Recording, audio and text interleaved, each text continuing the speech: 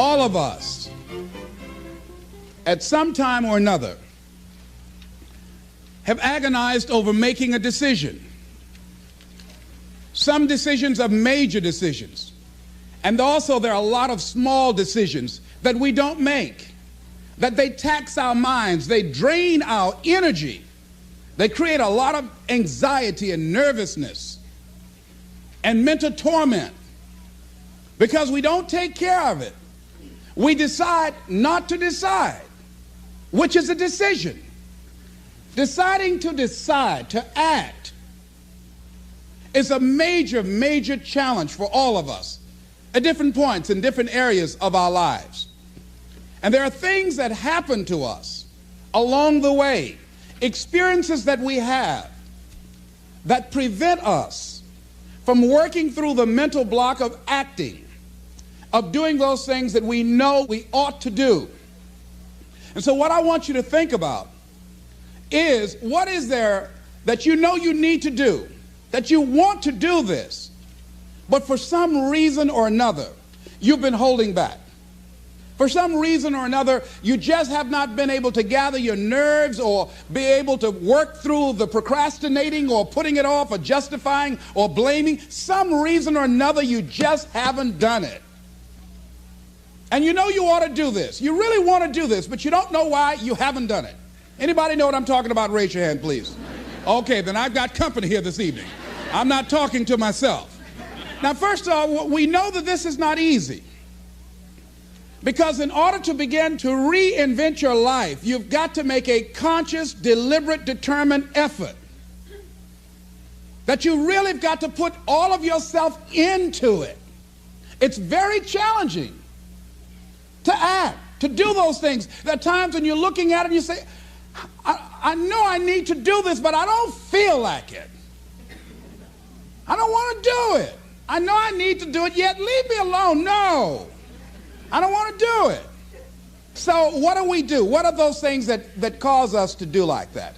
I think that among the things that prevent us from acting is the fear of failure. And if you've already failed, you don't want to fail again. The pain of that, the disappointment, the fear of loss is another thing. Because many times when we do those things that we know we need to do, we feel that we might lose somebody that we love very much and care about. We don't want to hurt anybody. Many of us don't act because we want other people's approval. We want everybody to like us and to accept us. And that's not possible. Many of us don't do the things that we want to do and don't act because of lack of self-confidence. We don't believe enough in ourselves.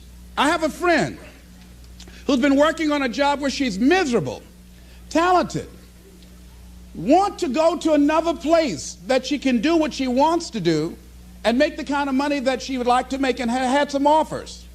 But because of her fear and her lack of self-confidence of things might not work out, she won't take a chance on herself.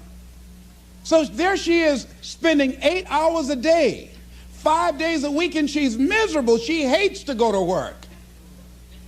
They're not paying her what she's worth. She knows it. But yet and still, she won't do that which she knows she must do, and it's wearing her out. There are a lot of people that their jobs are making them sick because they won't act. You check out the absenteeism and the people that are depressed. You see them coming to work angry. How you doing? I don't know. Just leave me alone. It's not even 9 o'clock yet. You're talking about good morning.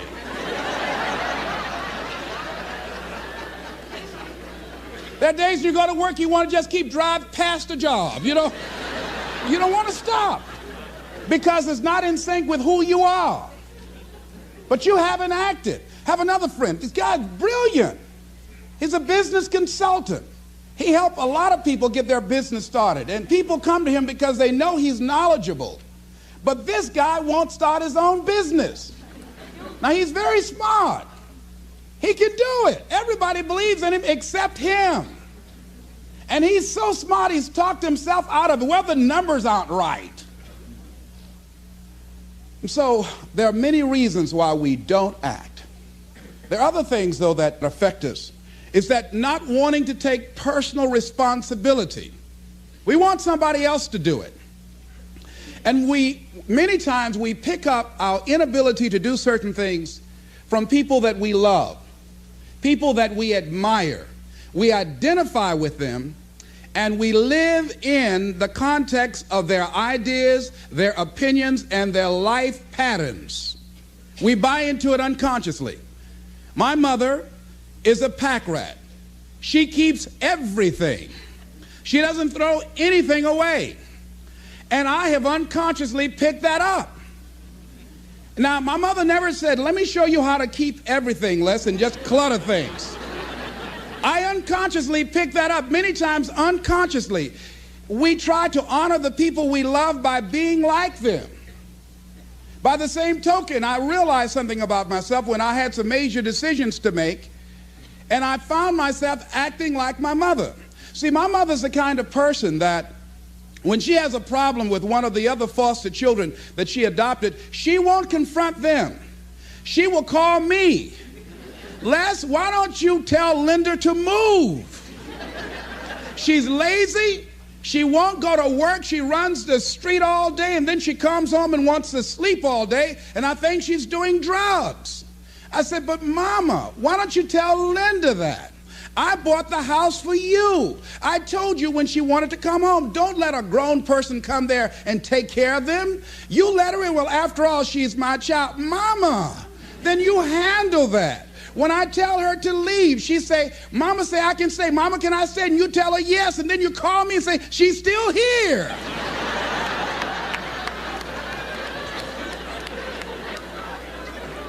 Why worry me with this? So Mama hasn't developed the courage to act on that. Some people won't act until there's a crisis situation. When Linda started stealing from Mama and took her Social Security check to get some drugs, Mama got some courage to say, get out of here and don't ever come back. But she wouldn't do it until then. And see, we don't have to wait until a crisis situation. I have a friend that has been having a challenge with losing weight. Both of us have been dealing with that challenge. And for the past 40 years, he's always seemed like weighed over 235 pounds. And so he said, man, I just can't lose weight. I'm big-boned. I said, Bud, I've never seen any fat skeletons.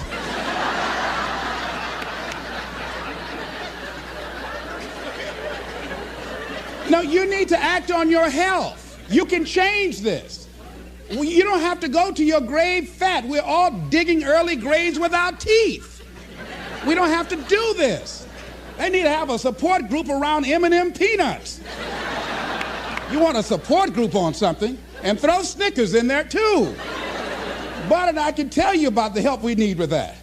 So what happened with Bud, though, he became ill a few weeks ago. See, Bud in the last few weeks has lost more weight than he's ever lost, even when we were competing with each other, betting a lot of money. But what happened was, Bud became diabetic. He went into an insulin shock. He didn't know that he was diabetic. His blood sugar became high. And the doctor said to him, you are diabetic. You're going to have insulin shots every day. You're going to have to change your diet. And let me tell you what's going to happen if you don't do what we tell you to do. Number one, there's a possibility that you can become an amputee. Number two, you can go blind. Three, you can become impotent. Bud, say, help me.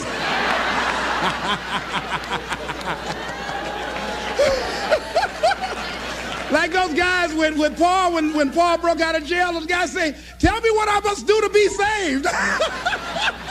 Bud wanted to be saved. I said, Bud, you want one of my peanut butter and jelly sandwiches? No.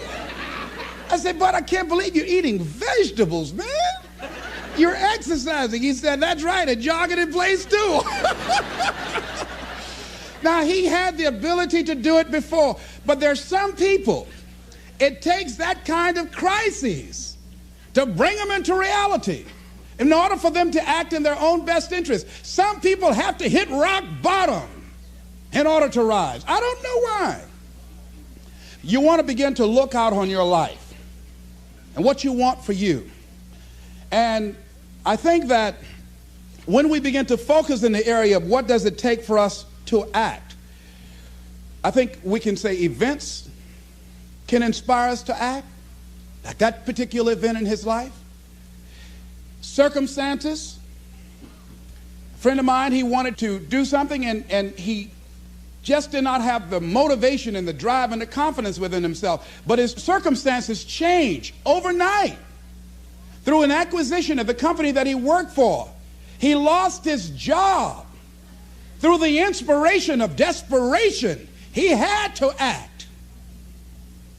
See, life also are things that can inspire us to act. See, if we don't have the courage, and that's what it takes, courage. It takes guts to do that which you know you need to do. If you don't have the courage to act, life many times will move on you and make you act.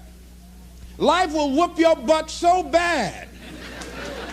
You will be so miserable, you will catch so much hell, you say, yes, I will do it. What do you want me to do? Take me. Friend of mine said, I can't stop smoking. I can't stop smoking. Doctor said, Sam Axelrod, you have emphysema. Sam never picked up another cigarette and said, look at those stupid people smoking. Sam, you did it for 35 years. How can you talk about people? Well, I was different. I'm trying to help them. They don't have to do the same thing I did. But be compassionate, Sam. Isn't it interesting how quickly we forget? So I'm saying that look at something in your life. It might be just writing a letter to somebody to say thank you. It might be just to apologize to somebody. I had a confrontation in the Penobscot building with a security guard there. He responded to me what I perceived as a negative way, and he and I engaged in an argument. I did not like the way I handled that. I avoided going through the front door for a long time because I didn't want to face him. Finally, I decided to act, and I went up to him and said, I want to apologize to you for the way in which I handled this argument we had the other day. I was wrong. I hope you accept my apology. He said, I do. And I said, thank you very much. I felt relieved. Now, when you decide to act, it's not always going to be like that. A friend of mine did some work for me. It was below par, to say the least. I knew that this guy was capable of doing better work. I knew that he also had a fragile ego. So I was trying to think of what is the most sensitive way in which I can share this information with him. Because I wanted him to do my work over. I was going to pay him for what he did. But I needed my work done right. But I was afraid that I would hurt his feelings. I was very, very meticulous in how I approached him. And I said, let me share this with you. You know I care about you. And that you're a very talented and gifted person. And you and I both know that what you have given me is not a true reflection of your talents and abilities. And I'm saying, let's go back in the studio and do this again. And he said to me, I'm going to forget you ever said that.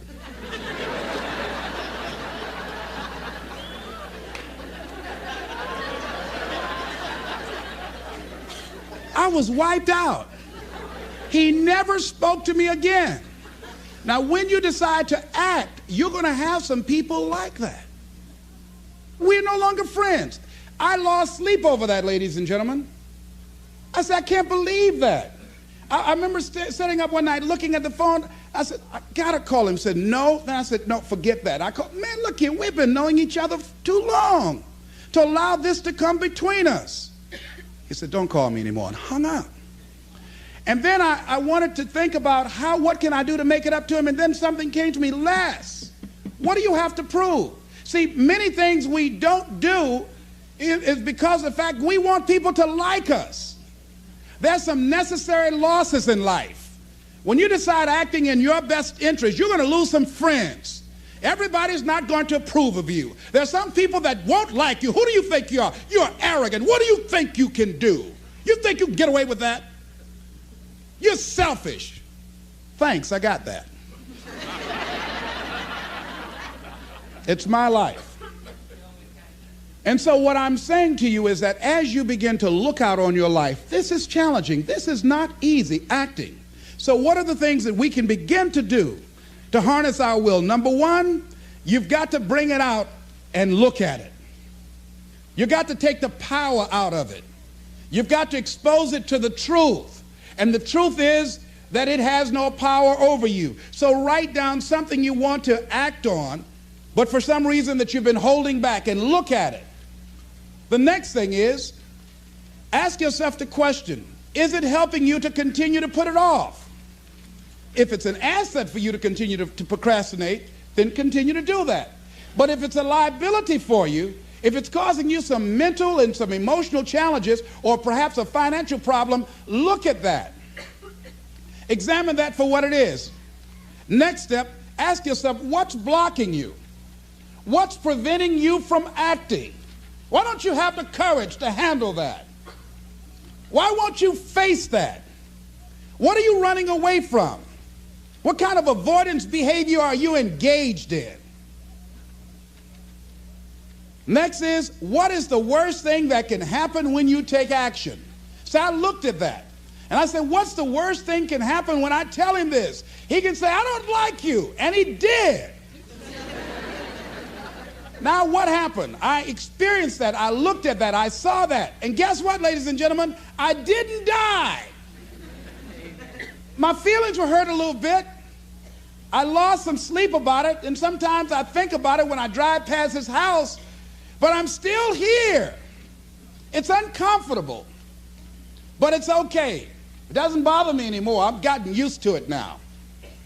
So what is the worst thing that can happen? I want you to visualize that, experience that, feel the nervousness and the discomfort. And the more you run it in your mind, the less power that it will have. Next is, how will you feel after taking this action? I felt a sense of personal achievement when I faced somebody that has been my mentor for years. And for years, there was something I wanted to tell him. And I didn't have the courage to tell him because it was always, I was the student, he was the teacher. It was always, I looked up to him and admired him and held him in high esteem. And I was always grateful and thankful for the impact that he had on my life. And I loved him so much. I didn't have the courage to say to him, please stop drinking so much. You're an alcoholic. You need help. I didn't have the courage because I was afraid that he might not like me. I was afraid that he might be hurt and crushed, that we would no longer be friends. I didn't want to jeopardize what we had. I loved him a great deal, and I didn't know how this would affect our relationship. And I didn't even want him to know that I knew that he was an alcoholic. And so I was a coward. I was spineless. In the name of love, I did it to justify to myself to stop from helping somebody that I loved from dying. I said, I love him so much, I just can't tell him this. I don't even know how he would handle it, to know that I know that he's an alcoholic. And finally, after years, I developed the courage to face my teacher, my mentor who has molded me, who looks at me now and wanted to do what I'm doing now and did not do it. Came at a different time, and it wasn't time for what he brought. And he's living through me. And I had to face this man who's been like a father to me and say, I got to tell you something. You've got a problem. I love you very much. Please stop drinking. You're killing yourself. It's not just social. You do it every day. You need help. And whatever I can do to support you in that, I will. But please stop.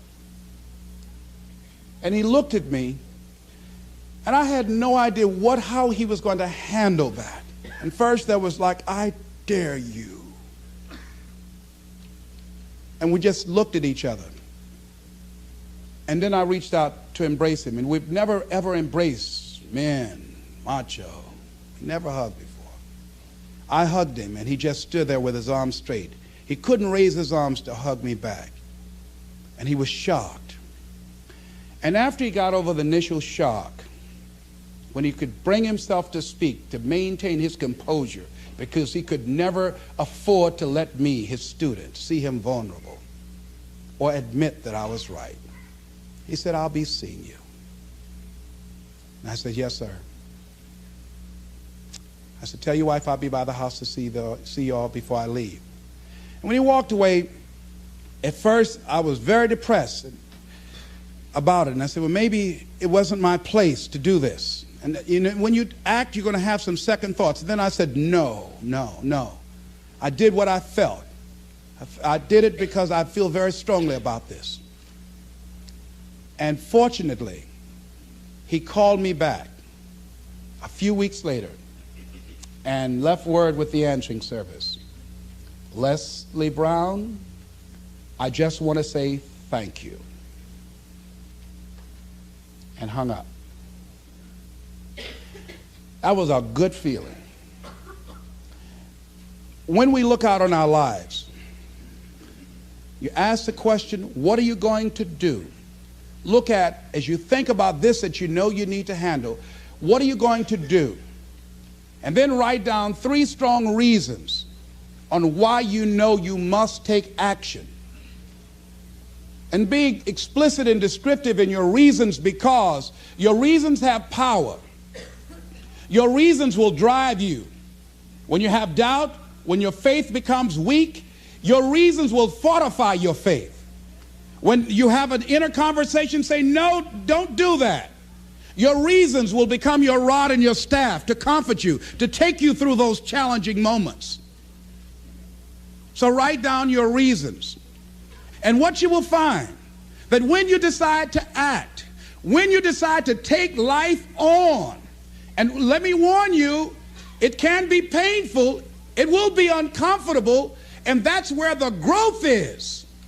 When you're uncomfortable, when you're stretching out, when you're taking life by the collar, you're going to get thrown to the ground again and again and again. But when you have determination, and you know that what you're doing is right, it gives you your life, it gives a special meaning and power to you, you will have some power from on high. You will discover some things about yourself that will begin to electrify your personality. You'll begin to discover some things about you that you don't know you've got when you put yourself in that type of challenging situation. Repeat after me, please. I can go into action, on anything in my life. Nothing is stopping me but me. No challenge in my life has any power over me. Here's something that Howard Thurman wrote on the decision to act. He said, it's a wondrous thing that a decision to act releases energy in the personality.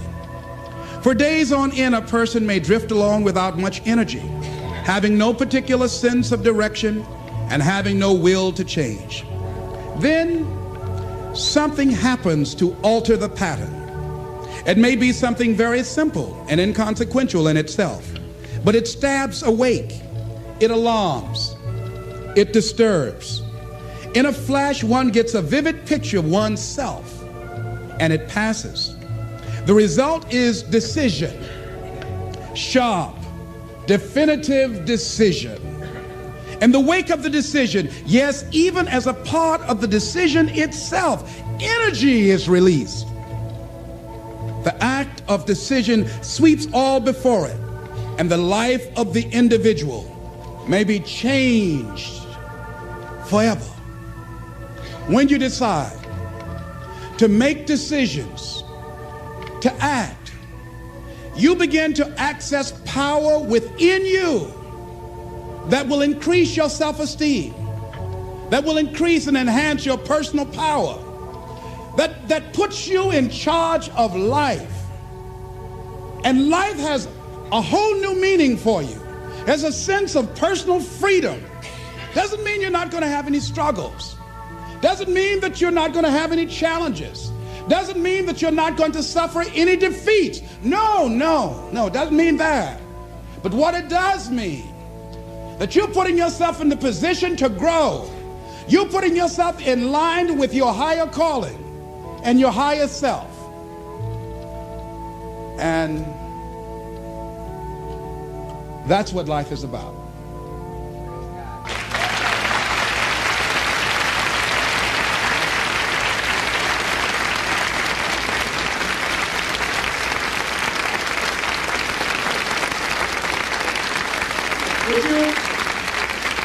Would you join me in this affirmation, please? Everybody stand, please. I'm standing up to life. And the challenges in my life. I'm going to use all of me. All of my courage, my faith, determination, and any help and support that I can give anyone to realize their greatness. Together we can. Shake somebody's hand on your right and left and say, you got what it takes.